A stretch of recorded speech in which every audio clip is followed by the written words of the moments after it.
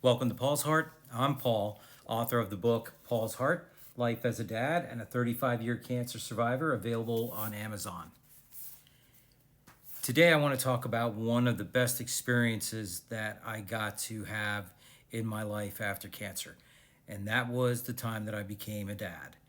And in particular, what I learned from my oldest daughter. Now, March 14th has two meanings in my life. It was my maternal grandfather's birthday, and a date that I will never forget because of what happened 22 years ago, the day that I became a dad. Now, I need to mention I'm not making reference to my daughter's birthday, but rather the day that she was placed into my arms and through the adoption process became my daughter. Those of us in the adoption community refer to this date in many ways, such as Gotcha Day or Forever Family Day. So each year, both of my daughters have two dates that get celebrated: their adoption date and their birthday. Both of my daughters, now adults, understand how the decision came to be that I would seek adopting them. Cancer treatments had left me unable to have biological children, and scientific alternative methods were also unsuccessful. If I was going to be a dad, adoption would be my only option. And once the decision was made, where and from who, on March 14th, 2004, the day after I landed in mainland China, my oldest daughter was placed into my arms and I was a dad. My experience, or rather role models for fatherhood, were lacking, as my parents had divorced when I was 3 years old. Unfortunately, from there, my relationship with my father grew estranged until we had made amends in my adulthood. Long story short, not for this post. But I really had no role models or ideas what a father was supposed to be like, other than when I would spend time at a friend's house and see how their fathers were. And I had two main friends in high school that I watched and gained that experience. But still, would it be enough for the day when it came that I was responsible for a tiny young being?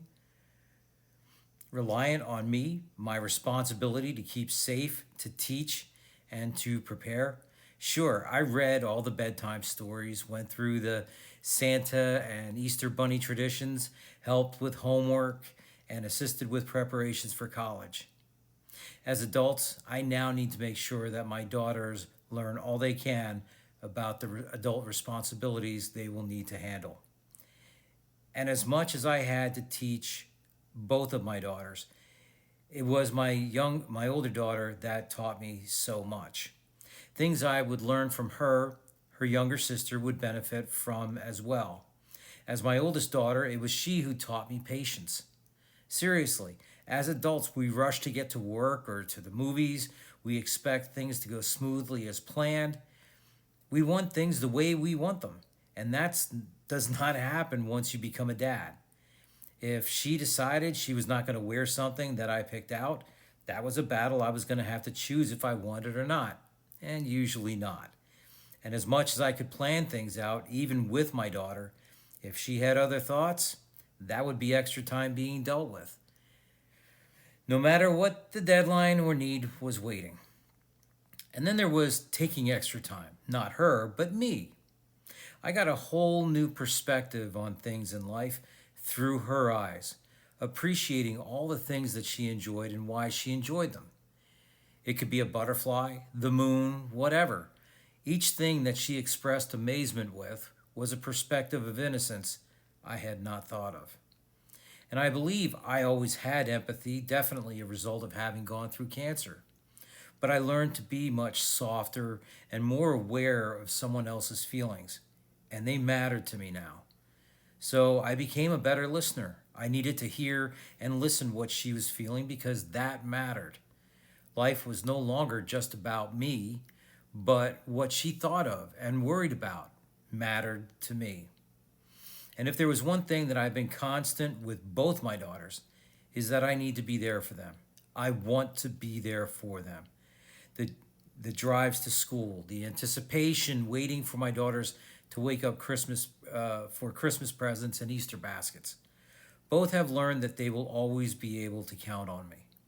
Of course, they also realize with my health issues from my treatments, those days do not come easy. If there were any regret that I do have, it's that I probably worked too hard, too much, too often. And there would be things that I would miss. But I always felt I was doing good by earning more, to provide more, to be able to do more.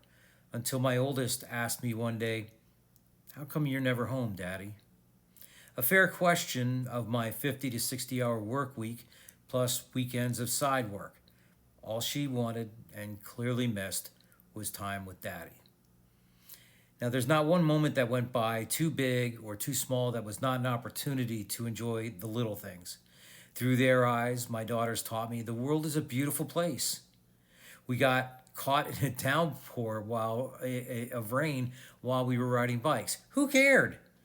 My daughter's love of all creatures, even the lizards and the water bugs that found their way into our pool, always deserved to be rescued. The one thing I could not learn from my friends' parents was how to be vulnerable, to be okay when it came to being emotional. There was no preparedness to deal with fear and pain my daughters would experience, from hospitalizations to loss, whether it be friendships or a family member's passing. There have been countless times that both my daughters have brought out so much pride as their father that my eyes leaked, and that was okay. As they got older, their needs changed, situations got more complicated, and that meant that we all had to adapt. And that meant more patience. I must admit, I know that both my daughters have me wrapped around their fingers, and there's nothing I wouldn't do for them. And because I always knew that I was being watched, the things I did and said mattered. I'm not known for using foul language in conversations. My daughters do not see me drink or drive. I have done what I can to be their role model for when and if the time comes that they get involved with someone, and that ends up for the rest of their lives. I've made sure that it matters to them that they are as respected as the respect they will give their significant other. They are to stand firm in what they believe, remember the virtues that I displayed for them, as that will make them the best person they can be. And when it comes to love and being loved, both my daughters taught me what that feels like and what it means to have that in your life. Every year on this date, I think about how my life changed now 22 years ago, and I wouldn't have it any other way. Not only has she been a great daughter, but also a great older sister. I heard a very profound quote the other day, and I'm paraphrasing it. I've spent most of my life learning to live with both of you.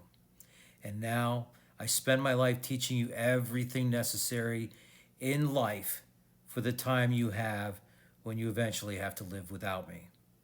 And that hits hard as a 36-year cancer survivor with a very complicated health history. My daughters have family and friends who have lost parents. I'm no one special to deserve to still be here with all that I deal with health-wise, but I do have enormous pressure to make sure that my daughters learn everything they need to not just succeed in life, but thrive before anything happens to me. Being a dad has been one of the most meaningful things in my life, and I have been twice blessed. My purpose in life changed the days that both of you were placed in my arms, and I'm proud of both of my daughters in ways that can never be put into words. Both have great opportunities ahead of them. They're fearless, strong, and oh yeah, they're determined. My biggest influence on them is that hopefully I've given them the confidence to believe in themselves as I believe in them. They're both capable of achieving anything they set out to do. They carry my last name, and I hope that I've been the role model to them that I did not have, to learn what strength is, what sacrifice looks like, and what unconditional love is like. Because I know that is what we have, and no one, and I mean no one, can ever take that away. When things get hard and life gets overwhelming, they will be able to hear the kind and supportive voice of their dad in their heads, that they can get through anything. They are my daughters. I love you, Maddie and Emmy, for as much time as I still have left, and no matter how old you grow, you will never lose this enormous hold and space in my heart. But admittedly, forever you will always be my little girls, and you will never be alone. Until next time, this is Paul's Heart.